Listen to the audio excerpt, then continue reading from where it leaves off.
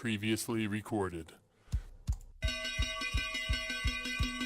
Today we present a special Best of Money Chat Now with Larry Steinhaus. So sit back, relax, enjoy the show because it's time for the Best of Money Chat Now with your host, Larry Steinhaus.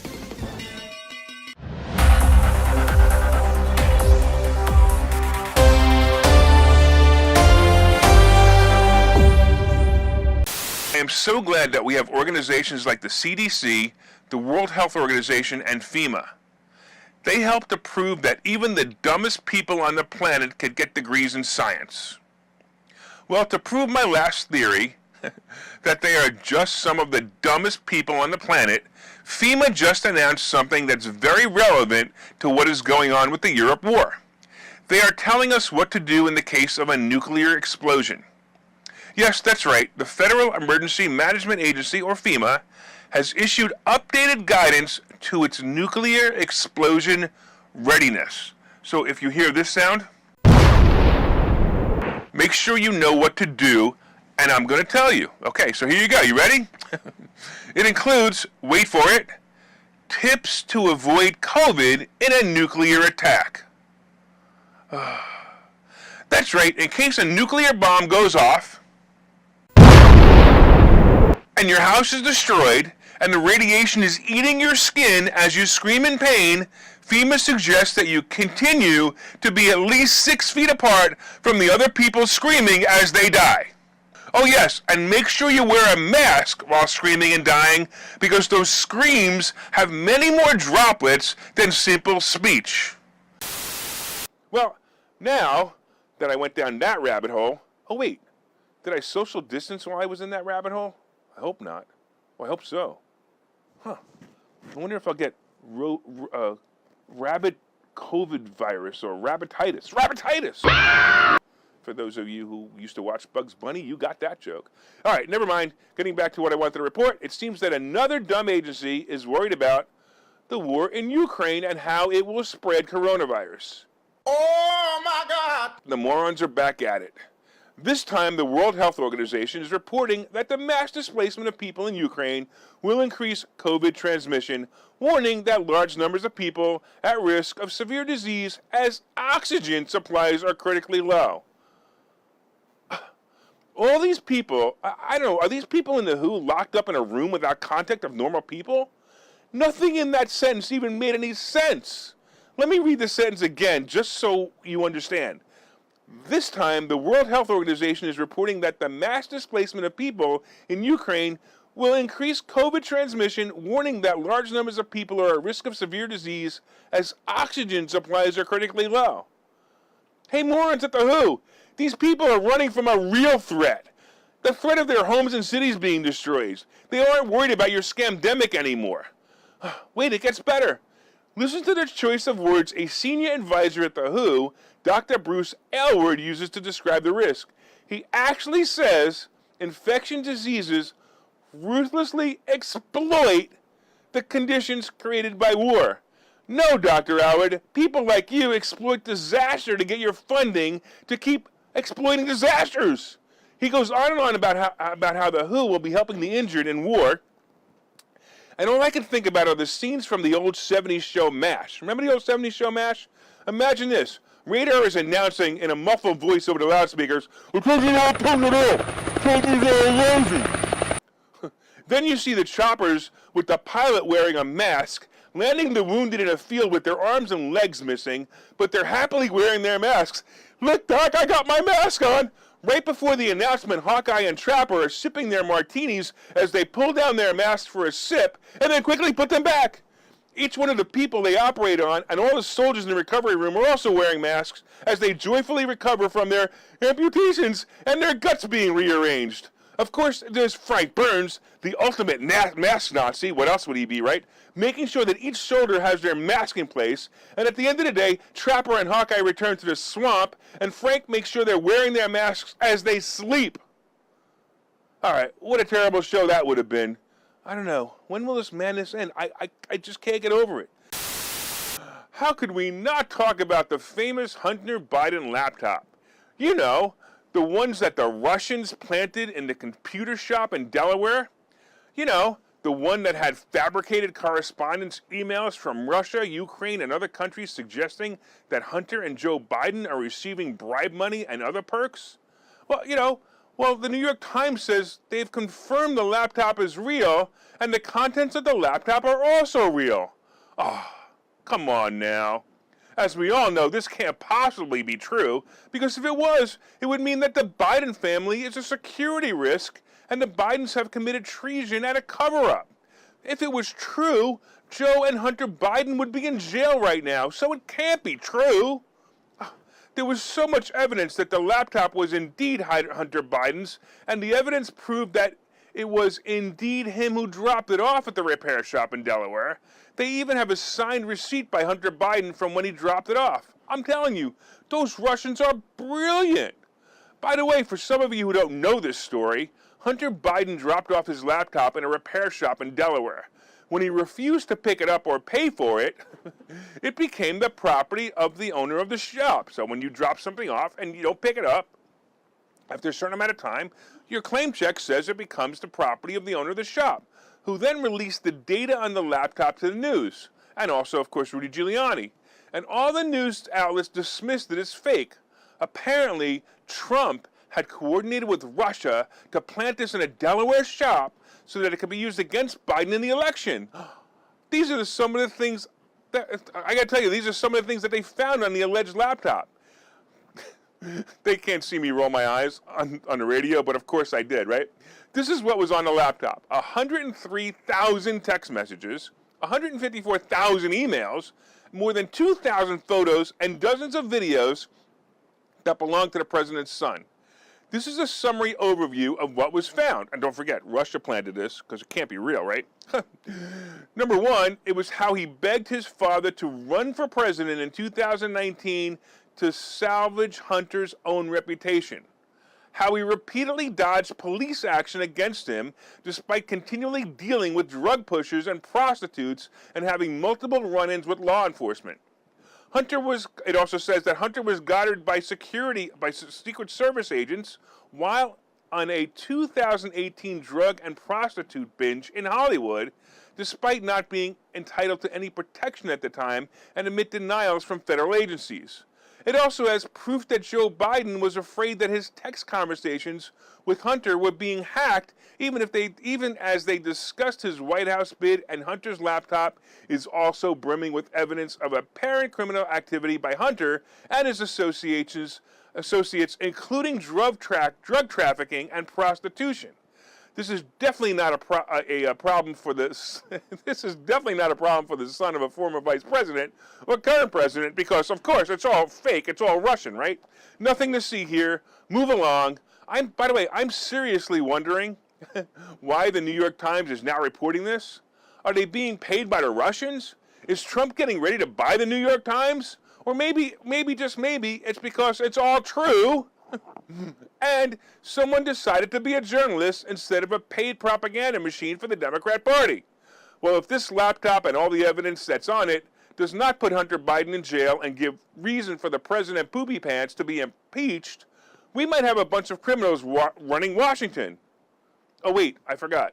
That's how Biden got appointed in the first place.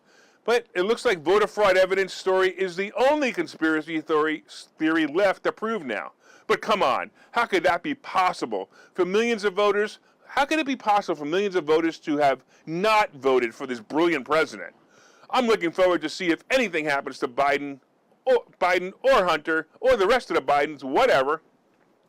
They all belong in jail. And when it happens, the only problem is we're going to have Kamala Harris and Nancy Pelosi as president and vice president. Hey, did you guys ever watch House of Cards? The current real-life version is so much better. All right, what happens when you take a group of actors, people who feel they're entitled, and people who love cartoons, and they like to make believe and put them all together? You get Disney Wacko Land. For those of you who don't know, Florida is trying to introduce a bill that keeps children from kindergarten to third grade from learning about sexual orientation at that age. You know, so they could actually be children and play with toys instead of deciding whether they're male, female, them, they, if that, or just plain crazy? So because the extremists in the LGBTQ community want to enlist children at an early age, they are protesting the bill, which has been nicknamed by the the LGBTQ community, whatever that is. They nicknamed it the Don't Say Gay Bill.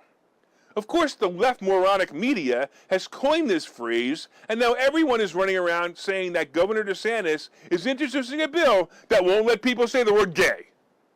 In fact, when I first read the headlines, I was like, what the frig is this? By the way, the bill is actually called, check this out, the Parental Rights in Education Bill.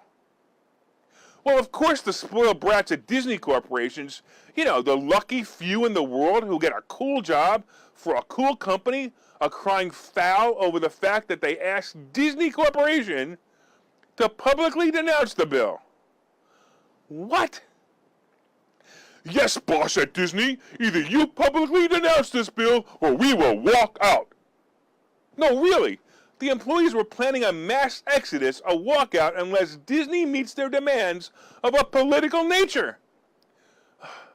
Well, I guess we're going to soon see Mickey Mouse competing in girl mouse sports, and soon soon Minnie Mouse will shave her head and be called Maxie Them or something like that. Can't the cancel culture nuts just leave things alone?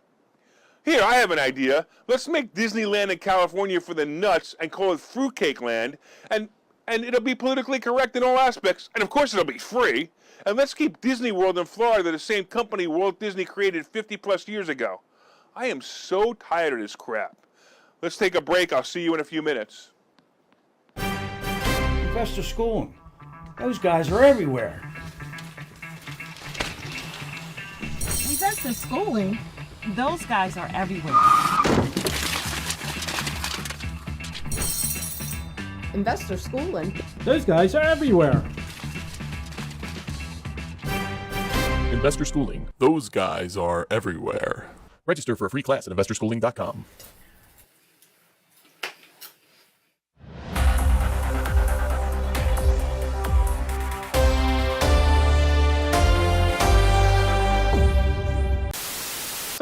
Let's talk a little bit about the Supreme Court nomination.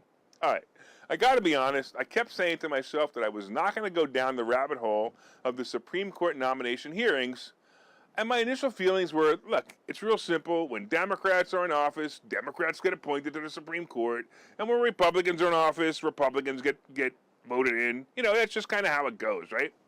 We already know that Biden is a racist by making his election of the nomination based on gender and skin color and not the qualifications. So what else could bring this topic, what else bringing this topic up do anyway? Well, after what I heard yesterday, I had to take the opportunity to discuss my feelings on this. All right, a few weeks ago, when the racist Joe Biden picked the black woman to be the nomination, I had to laugh when I found out her name. Remember, he's looking for a black woman. It has to be a black woman. It can't be anybody else. It has to be a black woman, right? So I found out her name. Her name, as you know, is Ketanji Brown Jackson. All right, I got to say, my first thought was not only did he pick a black woman, but he picked a black woman with the perfect black woman name. No, seriously, her name is Ketanji Brown Jackson. That would seriously be like picking a Jew named Avraham Leibowitz, just because you were picking a Jew. Or how about an Italian to be picked with the name, I don't know, let's see, Aldo Mancini. Anyway, you get the point. All right, before I go on, I have to say that I admire Ketanji Brown Jackson. From what I've seen of her, she appears to be well-educated, well-respected, and clearly likable. I don't like her politics, but clearly likable. With that being said, I was compelled to write this story based on a question she was asked at the nomination hearings. So Ms. Jackson is not only a Democrat, but she is clearly a left liberal nutcase. When she was asked by Senator Marsha Blackburn, a Republican in the state of Tennessee, and she was asked a very important question on this ridiculous world of gender fluidity, right? So wait, I'm going to play this for you because I think it's better than repeating it. Hold on. Can you provide a definition for the word woman? Can I provide a definition? Yeah. I can't. You can? Not in this context. So I'm not a the biologist. meaning of the word woman is so unclear and controversial that you can't give me a definition? Senator, in my work as a judge, what I do is I address dispute.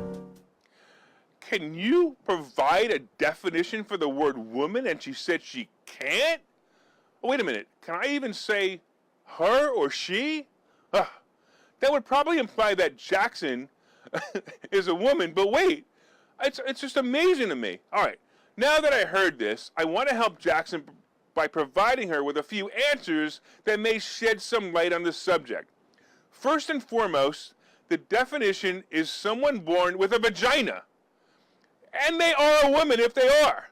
But here's some other possible answers to the question as well.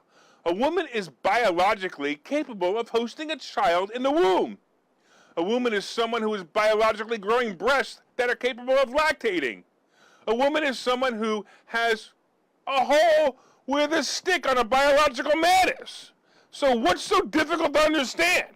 All right, look, I must tell you that now here's my solution to the problem of transgender men competing in sports with real women. Here's my answer, and it's simple. The sport will no longer be called men or women's sport, or called boys or girls sports. It'll be renamed Born with a Penis Sports or Not Born with a Penis Sports. This will make it clear, and it will stop robbing women of their titles by mediocre men competing against them. Oh, by the way, in Philly, the sports category will be called Wit or Without. You guys in Philly got that joke. It's unbelievable that they're actually trying to nominate a black woman into the Supreme Court who doesn't know what a woman is. Someone should ask her the definition of the word black next time. I wonder if she'll be able to answer that one. I don't know, maybe Biden made a mistake in his virtue signaling on this one. Apple just wrapped up its first product event of the year. It focused on new affordable iPhone, an update to the iPad Air, and its latest, most powerful Mac chip, which will make its debut in the Mac Studio computer. So here are some of the highlights from the event. So first of all, they're announcing a low-budget iPhone called the iPhone SE. It's smaller, and less expensive. And they're using this phone to bring in new users that have a lower budget. So basically what they're doing is they're saying, hey, if you're still not an iPhone user, you could be able to come into this at $429. You can come into this and maybe we'll make you an iPhone user and then maybe you'll upgrade. Another big announcement was the iPhone 13 will now be available in green. Yes, it will be available in green. Now, there's a green joke in there somewhere, but I'm going to let you decide which joke you want and insert it here. All right, I heard you all laugh at the joke you made. That's great. Apple also introduced the first new Mac model in years with the Mac Studio, which is a displayless desktop computer. And basically, it's cube-shaped. It has ports in the front, an SD card in the front. It's kind of like a Mac Mini, but bigger, right? So this sounds like, basically, it's a great machine for professionals. I often wonder, by the way, how much better it can get. But if you're watching this program online, I bet you didn't know that I'm actually not here. That's right, I am a computer graphic of myself. You don't really see me, you actually see a computer graphic of me. It's like the Star Wars series on Disney Plus. I'm really sleeping in bed right now, and this amazing studio you see behind me is really empty. I don't know, did my guys do a good job with the Apple computer that I bought them? Did they make me look pretty good? Here's my hands, right? Here's my face, right? They even made my bald head pretty good too, right? So it truly looks like the madness is going to end soon.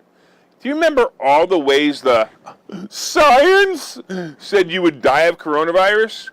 You guys remember when they closed down public parks because they were afraid children would touch the monkey bars and die of coronavirus? This is how fast we forget when our dictatorship government decides to rule our lives and all you sheep decide to follow these ridiculous rules. Well, as the people came out of their COVID comas, they started to see that the danger wasn't there, but they couldn't handle just ripping the Band-Aid off all at once. They basically had to move slowly and end the stupidity. First it was, okay, you can now play in playgrounds. Oh boy, my kid can play in a playground. They won't die of coronavirus now because the science said so. Oh, then it was okay to gather closer than 6 feet apart. And then it was okay if you were vaccinated, you would no longer have to wear a mask. Well, and now guess what? You could even attend school in person, but you need to wear a mask. Unbelievable. All right, now you can actually, do other things, like almost everything. But the final step is apparently the only place left that you can still get the scary Omicron virus, and that is public transportation. First of all, if you ever rode the subway in New York City, the scary Omicron variant is probably the safest thing that could happen to you. And I'm not just talking about getting stabbed, shot, or maimed. I'm talking about how disgusting the subway cars and stations are. Ew. And then there's the total opposite, of course, which is the airplanes. The cleanest air in the world is on an airplane. The filtration systems on a plane are incredible. However, the Nazi-run government, run by our dictatorship leaders like Gestapo Joe and Dr. Frotsky, currently believe that the entire country is safe from coronavirus except on public transportation and airplanes. If you didn't know, Gestapo Joe's unconstitutional and unnecessary mask mandate was supposed to end in January. And then the Nazi decided he wanted to continue to control you by extending it into March. At the beginning of March, I don't know, can I say this? I don't know, bleep me if I can't say this. The son of a bitch dictator decided to extend it again until April 17th. So this will be extended again. And will it be extended again? I don't know. But that's the question on every person's mind, at least anyone with half a brain. Well, a few interesting things have happened over the past few months. First of all, a letter written to the dictator and signed by every airline CEO begged brain-dead Biden to drop the mandates. They continue to complain to Gestapo Joe and the CDC that their employees should not have to bear the responsibility of the numerous air travelers who are fed up with the ridiculous mandate as well. You have probably seen the videos of the fights the flight attendees are having with flyers. Well, you know the drill, right? And we all know it's time to end the useless mandate. Here is another really interesting thing. 21 states have sued Biden and the CDC and the World Health Organization to have mask mandates banned permanently. According to the New York Post, who printed the article and parts of the lawsuit simply states that faced with a government that displays outright disdain for the limits on its power, especially when it comes to COVID-19 pandemic, plaintiffs seek vacatur of the mask mandate and a permanent injunction against its enforcement. Wow. I will tell you that inside the article, there was a click to the lawsuit, and I read it, and it is eye-opening. I got to tell you, if you get a chance, look it up, do a search on it, look for the lawsuit, the actual lawsuit, and look it up and read it. It is amazing, right? And just like Google it, right? And you'll find it amazing. Right? Listen. Just so you guys know, we the people are fed up with the dictators is basically the gist of it. Okay, it's a pretty long segment, and most of you know that I'm passionate about the fact that our rights were stripped from us. I became a freedom fighter on this issue, and I even pulled down the police barriers around playgrounds to free the playgrounds and let the children play again. Look, I'm going to tell you the mask mandate's going to end shortly, but don't ever forget what they did to us. Let's talk about gas prices. Oh my, gas prices are so high. I need to get a pony to go to work. I see memes like this one and the one we have on display right now. I see them all over the internet. And yes, they're high, and yes, it stinks. But the funny part is there are two types of people out there. The people who blame Biden and the people who blame Russia. Sorry, Russia theorists, you're wrong. You need to remember that not so long ago, 5 weeks ago to be exact, that there was no Russian-Ukraine war, and the gas prices were already jumping higher. Have you seen the stickers with Dumbo's face on it that said, "Hey, I did that," as his finger points to total gas prices at the pump? They've been around for 6 months or more. So how can this administration, how could the administration and how could Democrats really blame the price of oil in Russia when Russia only supplies 7.9% of our oil anyway? And by the way, before they stopped buying Russia, or announced that they were going to stop buying oil from Russia, the prices had already peaked. Did you know that this country has enough oil, our current country has enough oil to be self-sufficient to a point where we can find enough oil for ourselves and enough oil to supply other countries? Do the Democrats think that dinosaurs only roamed in other countries? We have all we need right here, so what's holding up the drilling? Well, let me tell you what it is. Government regulations, green people, and greed. Yeah, now I know why they used to say that Martians were green. If the government would allow us to dig for oil like other countries do, we would be the richest country on the planet instead of Russia and Iran. Trump knew this and had it all under control. You know, come to think of it, he had the whole country under control. It was great until the Democrats appointed a president. Anyway, I can't discuss how they did that because YouTube will shut me down again. But you know what really happened in the past election. If you want to call it that. Getting back to gas prices. It seems we may have hit a top in gas prices and the price per barrel is slowly dropping. The barrel price, by the way, is down below 105, far from its peak of 124 a week ago. So does this mean good news for gas-powered cars? I don't know. Have you seen gas prices drop yet? I haven't. So when will they drop? Well, if you were listening on Friday, I explained to a caller that in about 2 weeks, gas prices will drop below $4, and Biden will take credit for it. Yep, the guy who caused the prices to go from about $2 will take credit for lowering the price of gas to be below $4, and the Democrats will cheer him on. Just wait and see. 2 weeks. Take a look. Hey, I want to thank all you listeners on WWDB Radio, 860 AM in Philadelphia. I want to thank you for your continued support. And, of course, if you're enjoying the show, please reach out and let us know. You can leave comments on Facebook and let us know. My name is Larry Steinhaus. I'm the host of Money Chat Now, and I'm also the CEO of Investor Schooling. And for you guys who haven't pre-ordered my book, go to barnesandnoble.com, look up Money Hacks by Larry Steinhaus, and I promise you, you will like this book. You can pre-order it right now. It's available for pre-order, and you will definitely enjoy it. Of course, from time to time, I own some of the assets and options discussed in this show, and the opinions discussed in this show are solely mine, and no one has asked me to discuss them. I look forward to seeing you guys tomorrow. Have a profitable day.